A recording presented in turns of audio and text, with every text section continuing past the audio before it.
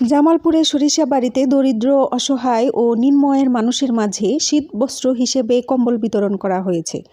শুক্রবার সকালে পৌর এলাকার বাউসী বাজারে আফরিন পোল্ট্রি ফিড অ্যান্ড মেডিসিনের উদ্যোগে এই কম্বল বিতরণ করা হয়। এ সময় উপস্থিত ছিলেন আফরিন পোল্ট্রি ফিড অ্যান্ড মেডিসিনের মালিক আজিজুল কবির আয়নাল। অন্যদের মধ্যে উপস্থিত ছিলেন আবুল হোসেন মুন্সি, আব্দুল হাই, জালাল উদ্দিন, মোজাম্মেল হক, সরাজ উদ্দিন, ফারুক হোসেন, আব্দুস সালাম সহ স্থানীয় সুধীজন। পরে বিভিন্ন গ্রামের ৩ শতাধিক গরিব, অসহায়, নিম্ন আয়ের শীতার্ত মানুষের মাঝে কম্বল বিতরণ করা হয়।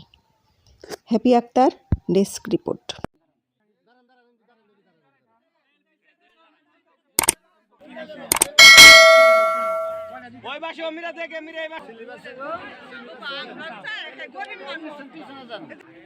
আমি আজিজুল কবির আয়নাল গরিব ও অসহায় মানুষের মাঝে কিছু কম্বল বিতরণের আয়োজন করেছি, যে প্রতি বছরে যিনি এই গরিব অসহায় মানুষের পাশে আমি দাঁড়াতে পারি, যিনি বেশি বেশি আমি গরিবের সেবা করতে পারি, যাতে আমাদের মাঝে দাঁড়াতে পারি। আর আমার জন্য সবাই দোয়া করবেন।